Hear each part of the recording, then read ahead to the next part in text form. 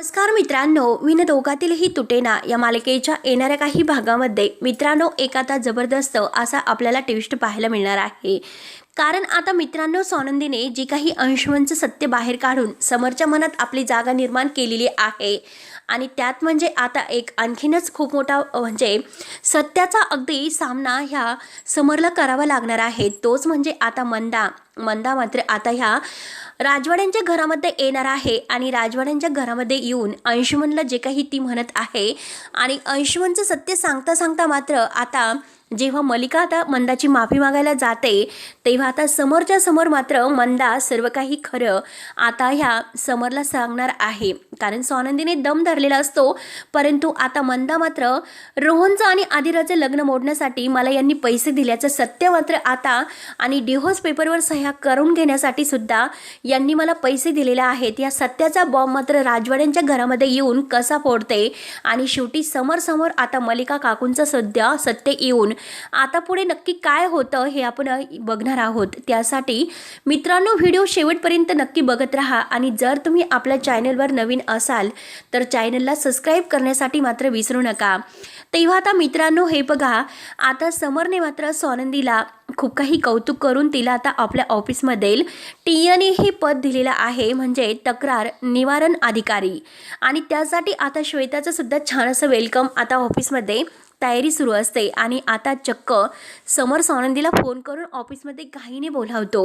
आणि आता तुम्हाला हे सुद्धा असं असेल की तुमच्या ऑफिसची वेळ वगैरे बघून शनिवार रविवार आता ह्या ऑफिसचं काम तुम्हाला करायचं आहे, त्यासाठी सगळी आता हे पद मी तुमच्यासाठी निर्माण केलेलं आहे। आता मात्र सोनंदी खूप खुश होते, कारण सोनंदीला असं वाटतं की आता मी जे काही समर राजवाडे यांना ओळखते ते दुसरेच कोणीतरी समर राजवाडे बोलतात की काय। सोनंदीला आता स्वतःवर विश्वास नसतो, कारण आता समर सर इतकं चेंज होऊ शकतात, त्यांच्या मनामध्ये इतकी सारी भावना निर्माण होऊ शकते तेच मला नाही कळत। म्हणून आता अगदी समर आणि ह्या सोनंदीचं नातं इतकं छान असं चाललेलं असतं। त्यानंतर मात्र अंशुमनला घरातील सगळे काही काम अगदी करावंसे सांगण्यात येत आहे। अंशुमनला मात्र आता सगळे काही काम करून त्याने जेव्हा सोनंदीच्या अंगावर मात्र फुलदाणी फेकून तिला मारण्याचा जो प्रयत्न केलेला आहे तो समरच्या लक्षात आलेला आहे। म्हणजे अंशुमन अजून सुद्धा बदललेला नाही, सोनंदीवर त्याचा राग आहे हे मात्र समरने ओळखलेलं आहे। त्यानंतर मात्र आता सोनंदी ऑफिसमध्ये येते आणि ऑफिसमध्ये आल्यानंतर सगळेजण सोनंदीचं छान प्रकारे कौतुक करतात। सोनंदी खूप खुश होते। आता चक्क समरसुद्धा श्वेता आणि सोनंदीचं खूप छान प्रकारे वेलकम या ऑफिसमध्ये करत आहे आणि सोनंदीसाठी जे पद त्याने निर्माण केलेलं आहे तर ते पदसुद्धा अगदी सोनंदी अगदी म्हणजे आनंदाने स्वीकारते आणि समरला त्याबद्दल थँक्यू म्हणते। आता समर म्हणतो की हे बघा सोनंदी मॅडम, यात थँक्यू काही नाही असं, आणि सगळे स्टाफ मात्र सोनंदीचं कौतुक करत आहेत। सगळेजण छान असं वेलकम वगैरे करतात आणि सोनंदीला ते पद आता दिले जाते आणि श्वेताला सुद्धा आता तिची परत हक्काची जागा दिली जाते। त्यानंतर आता इकडे अंशुमन जे काही घरातील सगळं काही काम करत आहे त्यामुळे मात्र आता आजी आणि आता ह्या आदिरा यांना आहे तर यांना हसू येत असतं। आता मात्र मलिका ही आता ह्या म्हणजे मंदाला फोन करते आणि मंदाला फोन करून म्हणते की बहीणबाई, अहो बरेच दिवस झाले तुम्ही इकडे आला नाहीत, तुम्ही आता घरी येऊ शकतात।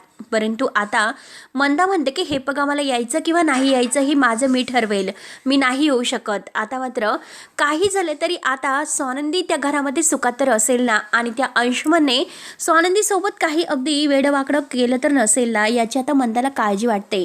मंदाचा सारखा जीव अगदी टांगणीला लागलेला असतो, म्हणून आता लगेच ती सोनंदीला फोन करते। म्हणून तिला आता काही न विचार करता ती डायरेक्ट आता इकडे ह्या सर्व राजवाड्यांच्या घरामध्ये येते। कारण राजवाड्यांच्या घरामध्ये आल्यानंतर आता समर आणि हे सोनंदी घरीच आलेले असतात। सोनंदी आपल्या रूममध्ये असते आणि सोनंदी आता रूममध्ये असल्यानंतर ती मंदाला म्हणते की आई हे बघ, मी आदिराला सोडवायला येत आहे, परंतु मंदा काही ऐकत नाही आणि मंदा घाईने मात्र आता ह्या सरपोतदारांच्या म्हणजे घरातून मात्र राजवाड्यांच्या घरात एंट्री करते। आता जेव्हा मंदा तेथे आलेली आहे बघून मात्र मलिकाचे होशच उडतात। मलिकाला काय करू आणि काय नाही अशी तिची अवस्था होते। परंतु जर आता समोर या मंदाने आपला जो काही प्लॅन आहे आणि जे काही आतापर्यंत मी तिला पैसे दिलेले आहे सगळं सत्य जर आता समोर सांगितलं तर आपली काही खैर नाही. आणि आता म्हणून मलिका खूप घाबरूनच असते आणि तिच्याशी गोड बोलण्याचं ती नाटक करायला सुरुवात करते. आता जेव्हा मंदा आणि सुष्मिता हे दोघे येतात आणि आता सगळेजण घरातील बाहेर येतात. अंशुमन मात्र आता घरातील साफसफाई करत असतो, म्हणजे घराला पोछा वगैरे अगदी तो फ्रेश करत असतो. आणि आता तो ते काम करत असताना तेथे मंदा येते. मंदा म्हणते की हो तुझी तर लायकी हेच आहे की आता मात्र तुला हे काम करण्याची, आणि अरे तू इतकं नीच काम केलेलं आहे तर तुला शिक्षा आणखीनच व्हायला हवी होती. ही शिक्षा तुझ्यासाठी कमी आहे, कारण तू जे काही काम केलेलं आहे त्यासाठी तुला जेलमध्ये जायला होतं. तेव्हा आता अंशुमनला खूप राग येतो. अंशुमन आणि आता मलिका रागाने मंदाकडे बघत असतात. मंदा मात्र अंशुमनला फडफड बोलत असते. आणि आता मात्र स्वानंदी आजी हे सगळेजण बाहेर येतात. समर सुद्धा बघत असतो की नक्की यांचं काय सुरू आहे. सुष्मिता सुद्धा आता आईच्या सोबत आहे, तर अंशुमन रागाने आता हे मंदाकडे बघतो. तेव्हा आता मंदा चक्क आदिराची माफी मागायला तेथे आलेली आहे. तेव्हा मलिका म्हणते की सॉरी मंदाताई, हे बघा मला माफ करा. आणि हे बघा यामध्ये तुमची सुद्धा काही चूक नाही, परंतु माझी जी काही आहे आता ही आधिरा ती थोडीशी डॉल माझी तापट डोक्याची आहे, परंतु मनाने मात्र माझी डॉल आहे तर ती अगदी सोन्यासारखी आहे. तुम्ही तिच्यावर विश्वास ठेवा. खरंच माझी डॉल खूप चांगली आहे. आणि आता मात्र हे सर्व काही ऐकून मंदाला तर धक्काच बसतो. मंदा लगेच आता आपल्या जे काही आहे ते सर्व काही आता ह्या समोर आजी समोर आता ह्या मलिकाचं सत्य बाहेर उघड करते. आणि आता मंदा असं काहीतरी पॉइंट मारून जाते की जे काही सत्याचा भयानक धक्का आता ह्या राजवाडे फॅमिलीला बसलेला आहे. कारण मलिकाचं खरं रूप मात्र मंदाने सर्वांसमोर आणलेलं आहे. ते म्हणजे आता मंदा डायरेक्ट मलिकाला विचारते, म्हणूनच तुम्ही मला अगदी आधिरा आणि रोहन यांचं लग्न मोडण्यासाठी जे पैसे दिलेले होते आणि ज्या बांगड्या अगदी लग्नामध्ये गोळ घालून ठेवला होता तो सुद्धा तुम्हीच घालून ठेवला होता. आणि आता मात्र हे सत्य ऐकल्यानंतर आजी आणि या सगळ्यांना धक्का तर बसतो, परंतु मलिका मात्र अगदी धक्का बसण्याचं नाटक करते, जेणेकरून तिने काही केलेलं नाही आणि मंदा तिच्यावर आरोप करत आहे तिचं सत्य लपवण्यासाठी, तिची चूक लपवण्यासाठी. यासाठी आता ती अगदी मंदावर आरोप करायला सुरुवात करते. परंतु मंदा म्हणते की हे बघा विहीनबाई, शांत बसा.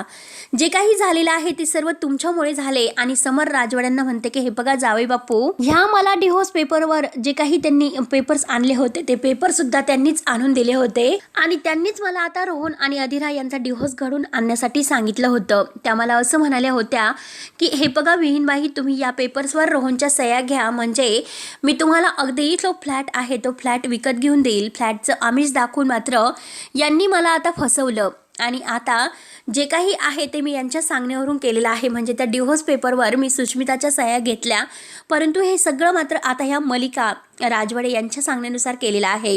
हे ऐकल्यानंतर आता समरला एक आणखीन जबर धक्का बसतो. समर रागाने आता मलिकाकडे बघत असतो. नक्की आता त्याला हेच कळत नाही की एका आईवर आपण विश्वास ठेवला आणि आज मात्र तिने आपला इतका मोठा विश्वासघात केलेला आहे.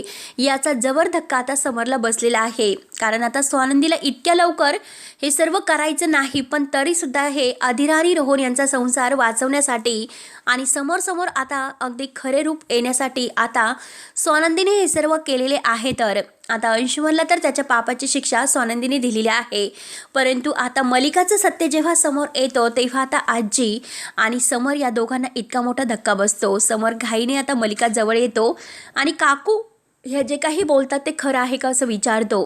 तेव्हा आता लगेच मलिका आता तत आणि मम करत असते. तिला नक्की काय बोलावे हेच काही कळत नाही आणि ती आता असं म्हणून जाते की हे बघ, अरे हे जे काही बोलत आहे ते खोटं बोलत आहे, तू माझ्यावर विश्वास ठेव. समर, मी माझ्याच मुलांचा संसार का उद्ध्वस्त करायला निघेल, माझ्या आदिराचा संसार मी का मोडेल. त्यावरती आता सोनंदी तेथे येते. सोनंदी म्हणते की हो, तुम्ही तेच केलेलं आहे, कारण तुम्हाला तुमच्या मुलीला त्या घरामध्ये पाठवायचंच नाही. अनेक वेळा तुम्ही हे प्रयत्न केलेले आहेत आणि त्यात म्हणजे आईची मदत घेऊन आई आणि अधिरा यांच्यातील नातं ओळखून मात्र तुम्ही आईला हाताशी धरले आणि पैशाचं आमिष दाखवून मात्र तुम्ही हे जे काही केलेलं आहे काकू ते चांगलं केलेलं नाही.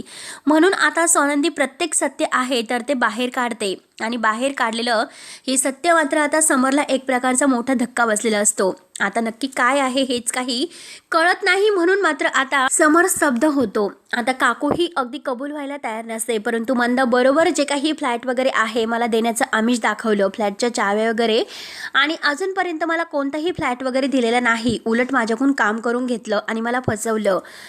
आणि जेव्हा आता सगळ्यांच्या समोर आता ही मंदा उघड करते तेव्हा आता लगेच मलिका चक्कर येण्याचं नाटक करते. परंतु समरला आता मंदाचं खरं रूप समजते. आता समर म्हणतो की खरंच आजपर्यंत ह्या कुटुंबासाठी आपण जे जे काही केलंच ना ते सगळं वाया गेलं. एका माणसाने आपल्याला इतका मोठा धक्का दिलेला आहे आणि आपण मात्र हे सर्व बघत राहिलो आणि त्यांच्यावर विश्वास ठेवत राहिलो. खरंच आपली एक खूप मोठी चूक आहे.